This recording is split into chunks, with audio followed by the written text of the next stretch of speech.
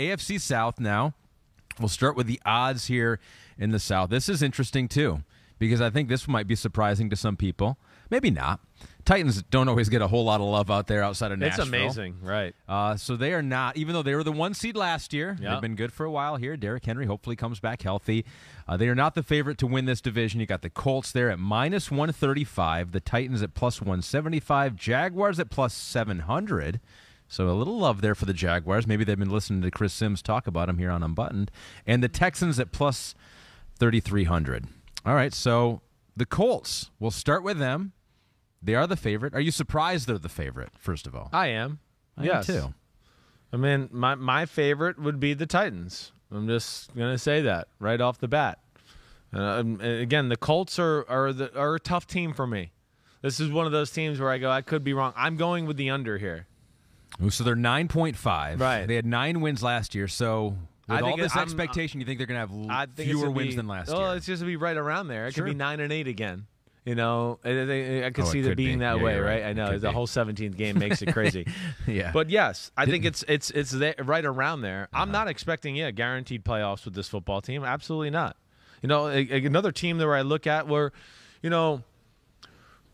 one, I know Matt Ryan's there. That's great, and he knows how to play. I guess there's a part of me that looks at his arm through these preseason games and goes, ooh, it's not overly explosive. Can they make enough plays there? Are they going to be tough enough and determined enough to run the ball, which they weren't, for the first half of the year last year? So I guess there's that aspect of it for me.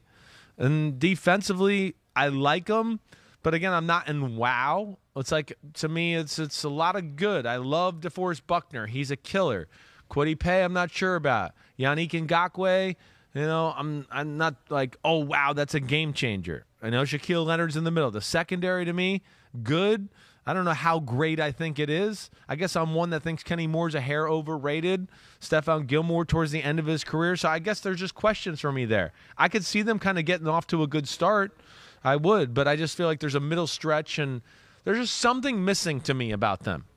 I have a hard time putting my hand on it.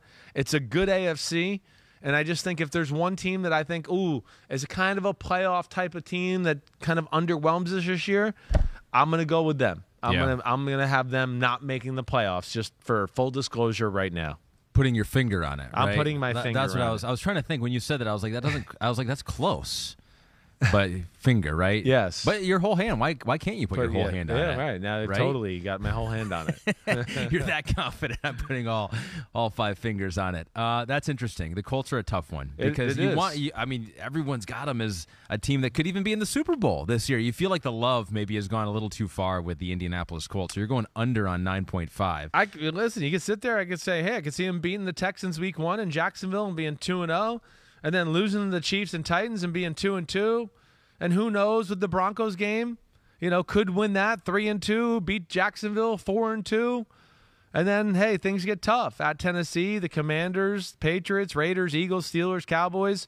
Yeah, I don't know. I'm just there's it's another team too where I guess I don't trust the second weapon on the team yet. Who is that going to be other than Michael Pittman? Is Paris Campbell? Is it going to be Alec Pierce, who, have all shown signs of, okay, I like it, but they, again, it's not dependable right yet. So I'm going with that hair under there. So under the 9.5 over-under win total. Titans have the same one, 9.5. I'm feeling you're going to go over on Tennessee. I'm definitely going over. 12 wins last year. They're being disrespected to me. I mean, that's where I don't understand. And again, I don't know. I'm not sitting here going they're going to be 12 wins, but I just feel like 9.5 is too low. I do. One, tight end play good. Offensive line, still going to be good. It's one group there that, I know they're going to coach up and play. We know the tailback's good. I like the way Treylon Burks has looked the last 2 weeks. Had 3 catches the other night. To me, just looks faster, quicker, better route runner these last 2 preseason games, which is encouraging. Ryan Tannehill had a good training camp from everything I've been told. So I look at that, and then I think the other aspect I look at is just I just have a hard time thinking the Titans won't be a top 5 defense in football this year. One, their front seven to me is like it's scary good. Jeffrey Simmons is in the conversation for best defensive tackle in football. Harold Landry is a blue chip pass rusher. Bud Dupree, a year away from the ACL injury, is a blue chip pass rusher. And let alone they have all the other guys to fill in there. Yes, I think people are sleeping on the Titans. You're high on the Titans. Yeah. It's Peachy 84 is as well. He goes, as a Titans fan from New Zealand, I'm super hyped by what Malik Willis has shown. You too? Yeah, me too. I mean, I love the way Malik Willis. I don't think Ryan Tannehill's on a short leash here, though. That's where I want everybody to realize what we're saying.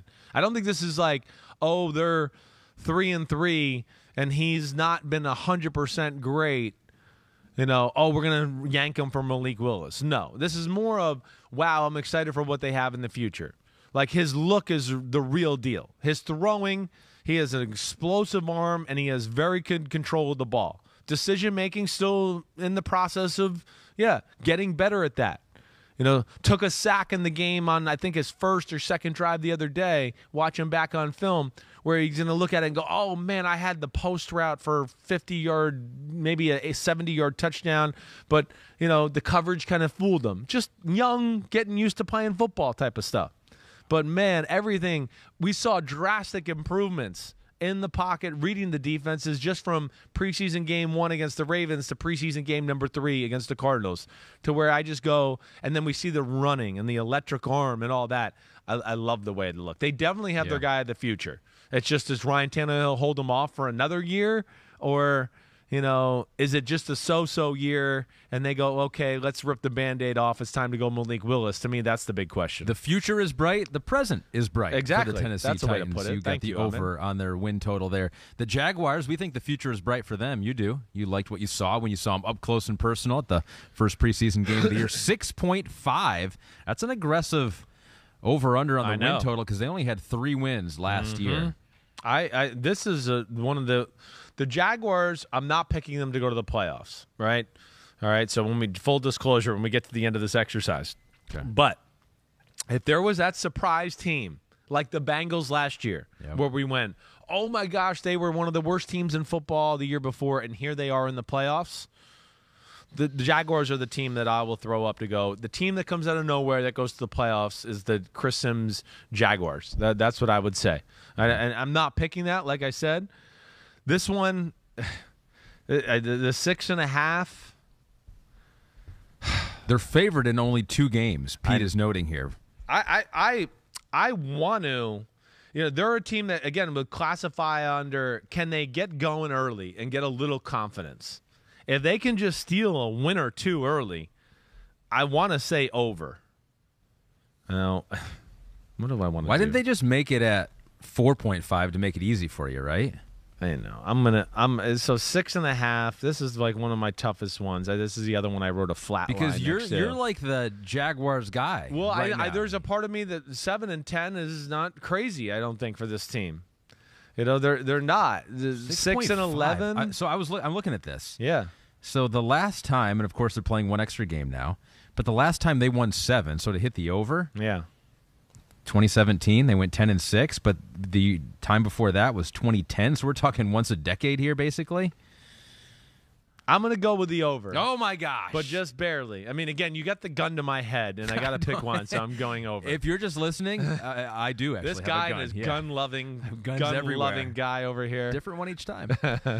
So you're going over just I'm going barely. over. Again, and when I say over, I'm talking like 7. But to me, they're going to be a better football team. They have a very talented roster, and if it's bad, I guess what I'm saying is I think the worst it can be is 6 and 10. That's really about the worst I think it can be. I'd be shocked if it's much worse than that. All right, so if you took the aggressive over on the Jaguars, you're going to have to be harsher to some other teams here, I feel like. I know. Maybe the Texans are that team. Well, I was harsher with the Browns and the Steelers and all that, too. And the Colts. And the Jets. All right, so maybe, all right. Yeah. You got some love to spread still. Being like the Twitterverse now. Yeah.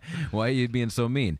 Texans 4.5 is their over-under. They had 4 wins last year. Pete notes here they are not favored in a single game this year. They are a pick'em in Week 17 versus the Jags. Yeah, I'm going to go under, though. I am. Under 4.5. I am. Again, there's not that a lot that I love. There's good I think they got a lot of their meat and potatoes, as I always say with this team, in place.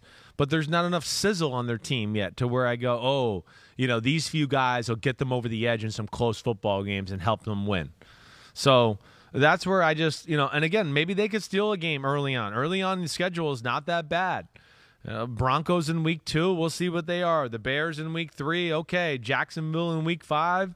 Maybe they steal some of these ones. Who knows? The Colts, they always seem to give them an issue. Yeah. Maybe they could steal something. I don't know.